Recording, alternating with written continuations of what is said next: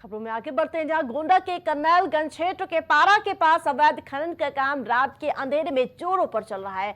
गोंडा के डीएम के तमाम आदेशों के बाद भी जिम्मेदार अधिकारी मौन नजर आ रहे हैं।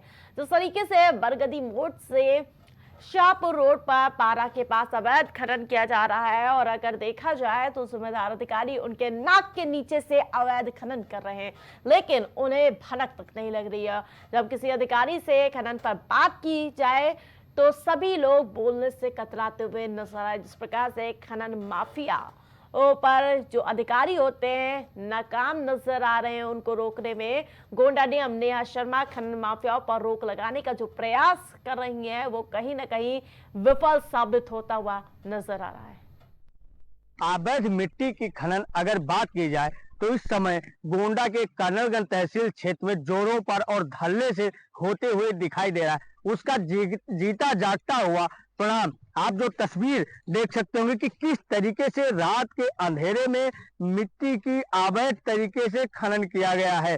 वहीं अगर बात की जाए तो जो जिम्मेदार अधिकारी हैं उनके कानों कान तक क्या इसकी भनक नहीं पड़ती है। जिस तरीके से रात के अंधेरे में मिट्टी की खनन किया जाता है, और जिस तरीके से आप जो तस्वीर हमारे सामने देख सकते हैं, जिस तरीके से जेसीबी लगाकर और अवैध तरीके से मिट्टी का खनन हुआ है और कितने बड़े पैमाने पर हुआ है, क्या जो जिम्मेदार अधिकारी हैं क्या इनके कानों तक इसकी आवाज नहीं पहुंचती है। देखने वाली बात यह होगी कि जिस तरीके से कर्नलगंज तहसील में जो है मिट्टी के खनन का अवैध खनन जोरों पर और धल्ले से चल रहा है, और जिस पर गोंडा जिला अधिकारी नेहा शर्मा का सख्त दिशा निर्देश है कि अवैध तरीके से मिट्टी की खनन या बालू का डंप नहीं होना चाहिए। उसके डीएम के आदेश के बावजूद भी जो अवैध खनन करने वाले कारोबारी हैं वो धल्ले से अवैध खनन करते हुए दिखाई दे रहे हैं। उसका जीता जागता परिणाम आप इस तस्वीरों में देख सकते होंगे कि किस तरीके से अवैध खनन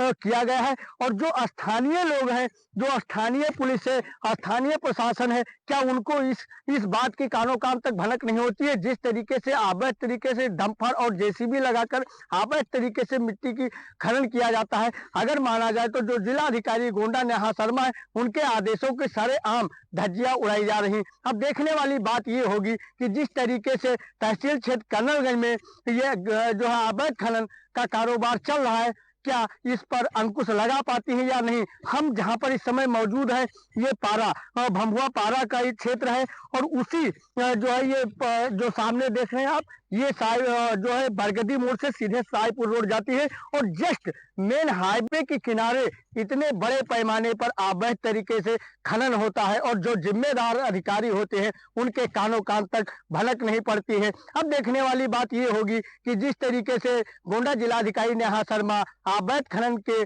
को लेकर तरह तरह के अभियान चला रही हैं, क्या उनको इस बात का पता नहीं है। अब देखने वाली बात यह होगी कि जो जिलाधिकारी के आदेशों के जिस तरीके से सरेआम धज्जियां उड़ाई जा रही हैं, क्या जिलाधिकारी इन अवैध खननों पर अंकुश लगाने में कामयाब होती हैं या नहीं। गोंडा से प्राइम टीवी के लिए भूपेंद्र तिवारी। इस प्रकार से गोंडा में अवैध खनन लगातार धड़ल्ले से होता हुआ नजर आ रहा है। हमारे संवाददाता ने वो तस्वीरें दिखाई कि रात के अंधेरे में कैसे मिट्टी का खनन किया जा रहा है। ललितपुर के केंद्रीय विद्यालय में बाल दिवस मनाया गया, और इस मौके पर जिलाधिकारी अक्षय त्रिपाठी ने खेल प्रतियोगिता का शुभारंभ किया। इसमें खेल संबंधित प्रतियोगिता आयोजित हुई, और आपको बता दें कि प्रतियोगिता में स्थान पाने वाले छात्रों को पुरस्कृत भी किया गया। वहीं डीएम अक्षय त्रिपाठी ने बच्चों को संदेश देते हुए बताया कि खेल से शारीरिक और मानसिक विकास होता है। बड़े हर्ष की बात है कि ललितपुर के केंद्रीय विद्यालय में पहला साल है जब स्पोर्ट्स मीट आयोजित की गई है, और ये भी बड़ी हर्ष की बात है कि इस साल जो केंद्रीय विद्यालय की रीजनल स्पोर्ट्स मीट होती है उसमें यहाँ से 50 बच्चों ने, और नेशनल स्पोर्ट्स मीट में 19 बच्चों ने पार्टिसिपेट किया।